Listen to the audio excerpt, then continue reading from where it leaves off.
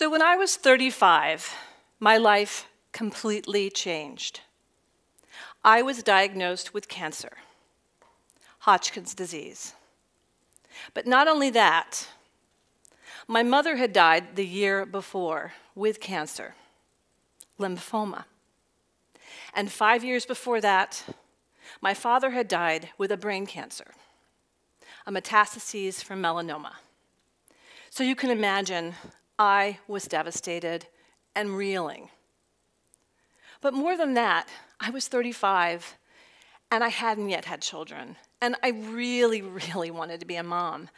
And the chemo that I would undergo would reduce my chances of having children by 50%. And given my age, I felt pretty doubtful about it, and I was really, really upset. So whether I would survive or have children, I was just devastated. 3 cancers in a family of 5. I couldn't understand it. So I went through the chemo, and let me tell you, it was brutal. And while I was going through it, I'm a researcher, so I wanted to understand what were the reasons for this cancer in my family? What was going on? So I read a lot. I read Rachel Carson and her work on DDT, in which she looked at the connections between chemicals, synthetic chemicals, and cancer. I read the work of Theo Colburn, who also looked at chemicals and the connections to cancer. And I read the work of Alice Stewart, who in the 1950s did this study. And she found that one single X-ray to the womb doubled that child's chances of developing cancer. I also found out some interesting things. I found out that 1 in 4 men will get cancer in their lifetimes, 1 in 5 women.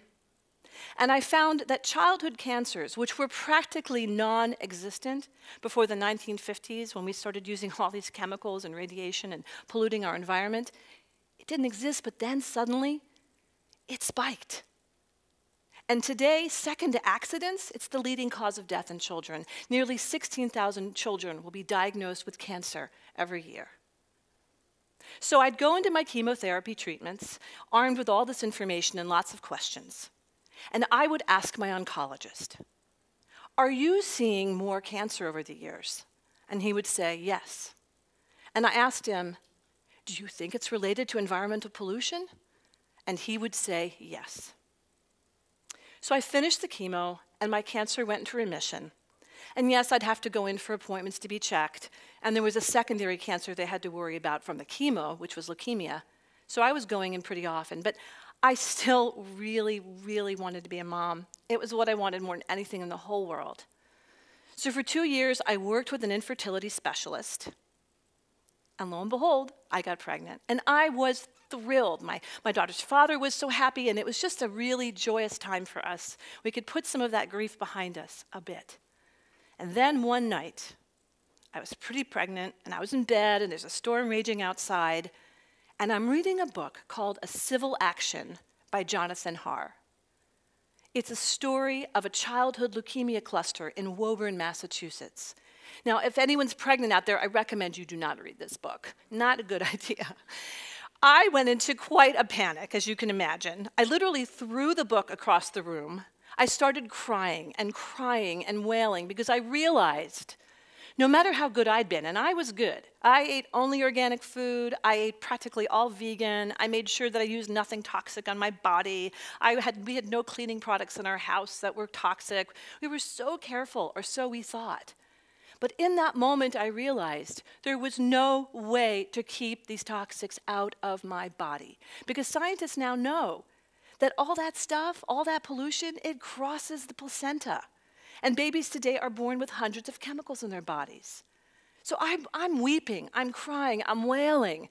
And not just for me, but for everybody, because it wasn't about, and it isn't about my cancer, or my family's cancer, or my baby. It's about all babies everywhere and everyone, because this is affecting everybody and all biotic life.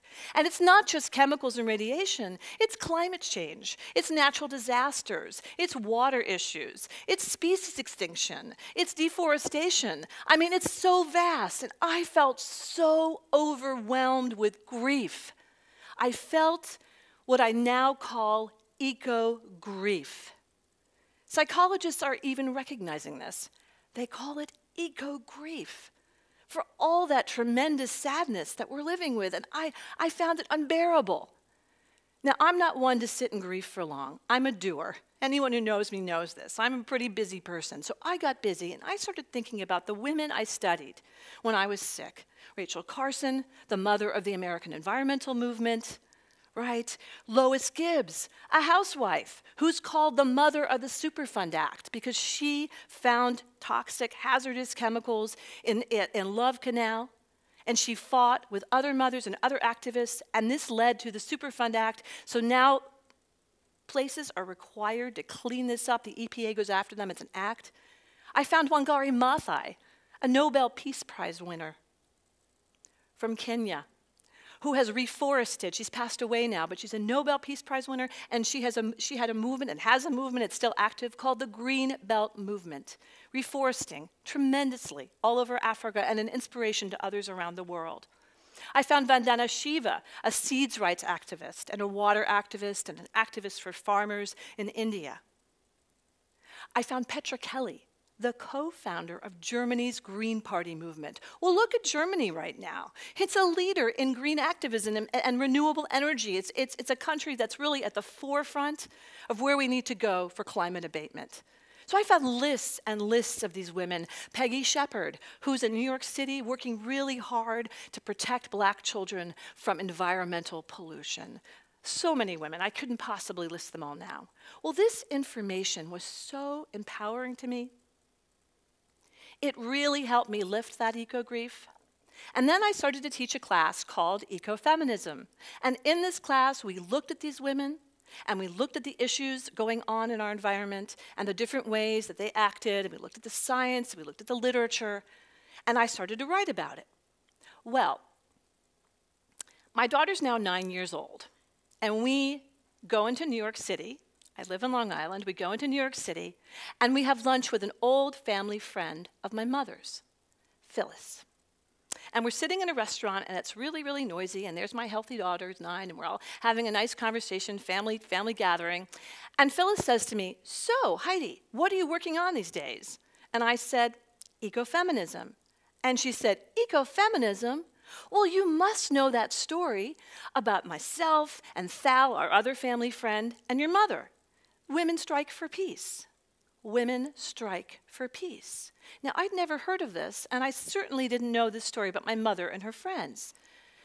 Let me step back a minute. Now, my mother, in my mind, was pretty much, your typical 1950s housewife. I mean, yeah, she did a few things, but she was this brilliant woman who didn't live up to her potential. So I thought. She was under my dad's shadow, and she raised the kids, and that's the way women were then, and I kind of felt bad for her. So Phyllis goes on to tell me, in the 1950s, there was a nuclear arms race between the US and the USSR.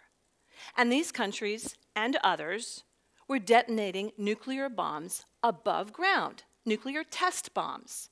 And right here in the US, they detonated hundreds and hundreds of them in the Nevada desert. And radiation was spreading clear across the US. It didn't just stay in Nevada. And some of that radiation was strontium-90. Strontium-90 was getting into children's bodies. It acts like calcium in the body. The body thinks it's calcium. So there was a study called the St. Louis Baby Tooth Study. And these scientists gathered baby teeth from all over, and they did find, in fact, that there was strontium-90 in the baby teeth. So mothers organized across the US, 50,000 of them. Now remember, this is the time before social media, before Facebook, before Twitter. Even making a long-distance phone call was a big deal. So that 50,000 women could organize across the country in this grassroots way was pretty phenomenal. And the head of this organization was Dagmar Wilson, a very good friend of my mother's friends, and Bella Abzug, the future congresswoman. They organized. And they organized something called Women Strike for Peace Lobbying Day. And 15,000 of them went to Washington, and they lobbied, and they marched, and they talked to their senators, and it was an amazing, amazing thing. Well, 3 of those 15,000 was my mother and her friends. They left their kids at home, not done in those days to leave the kids for the dads to take care of, and they took the train, and they went, and they marched, and they lobbied. Well, guess what? The result of this was the Partial Nuclear Test Ban Treaty in 1963. The USSR was on it, the US was on it, and England. This blew my mind. When Phyllis told me this story, I got chills. It was as if the whole restaurant went quiet. All I could see was my mother and her friends and these women and what they'd done. And I couldn't believe it. My mother had done this, and what an amazing thing to do. Think about it. All that radiation no longer spreading across the planet for all these years. What an incredible feat. Mothers, mostly stay-at-home, white, middle-class mothers organized this movement. I felt myself healed. I felt that eco-grief lift off of me. It was just an amazing moment. I can't even tell you. So now I go home and I am obsessed with nuclear history. Okay, I was writing this book on ecofeminism and suddenly now I have to include nuclear history in it. I didn't even know of this piece of it. So I'm watching every film probably that's ever been made since 1945 on nuclear history, reading everything I can. I am deeply immersed in it. It's deep of winter. It's dark out. I wake up and I'd look up in the afternoon and miss picking my daughter at the school bus because I was so obsessed with this information. And guess what? 3 nuclear meltdowns in Fukushima. Nuclear power plant meltdowns. Well, I'm riveted. I couldn't believe it. And I kind of could, because there were a lot of things that suggested Japan's very seismically active place, not necessarily the best place to put a nuclear power plant. And I'm watching the stories, and a few months later, a group of mothers comes to New York City to speak about what's going on in Japan and the issues with their families and the children and their concerns. And I went into New York to hear their talks. And I heard unbelievably heartbreaking talks. One mother, Sachiko Sato, an organic farmer, 6 children, had to whisk her children in the night from their farm. Big family farm, this is her life, school on the property, teaching kids, forever. Gone, can't go back there. The kids, her children spoke, they told their stories. How hard it was to never go back home, to not be at school, to not be with their friends, to lose their bedrooms. So I heard these stories, and I became really, really taken with them. And I began including them in my book and writing about them in other places and recording them. And after they left, I continued this recording and talking and interviewing through Skype.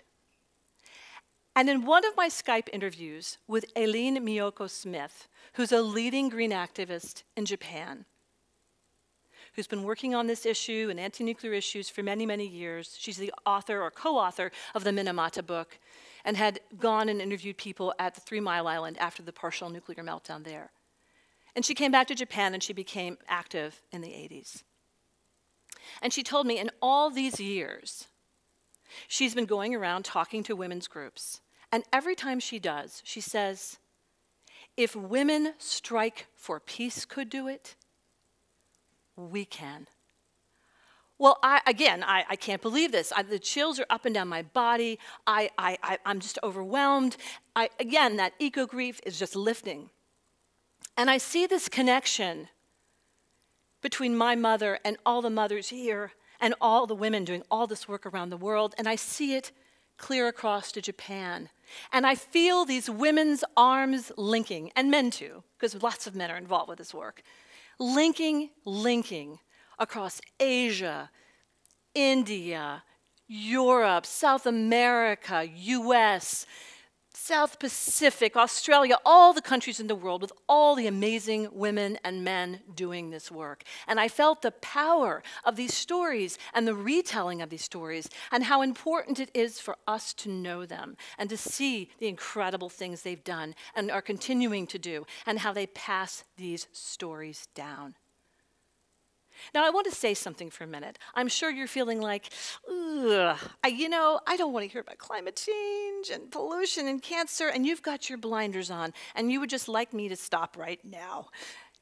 I know a lot of people feel that way about all these problems. But remember, I understand. I had my blinders on too.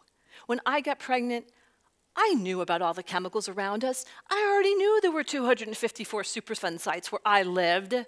and all the chemicals leaking and leaching, and I knew all about the 70,000 plus spills. I knew all about the plumes. I knew all of that, and I didn't want to think about it. I just wanted to be a mom. I just wanted to have a good pregnancy and enjoy my life a little bit and not be worried all the time. But I read that book. I read A Civil Action, and the blinders flew open, and I couldn't close them. And then I felt ecogrief, and it hurt, and it was hard, and I did wail, and I did cry, and it was difficult. But it led to something else. It led to a call to action. It led to actually lifting that ecogrief. I want to ask you for just one moment, because I know you feel it. I know, as closed as you might be and don't want to know, there are those moments when you see that image of that polar bear on a little piece of ice, and you hear the tick, tick, tick of the clock, and you know, there's not much time. And when you hear about the rhinoceros, no more. They're just about extinct. Elephants, look what's happening to them. Lions are about to be extinct. I know you feel heartbreak. It's impossible not to. And you might shut it down, but deep down you feel that heartbreak. So I'm going to ask you for just a moment, try to leave those blinders open. Just try. And feel that grief. Feel it. Because when you do, you will be called to act. And then you will join us. And then we will fix this thing. Thank you.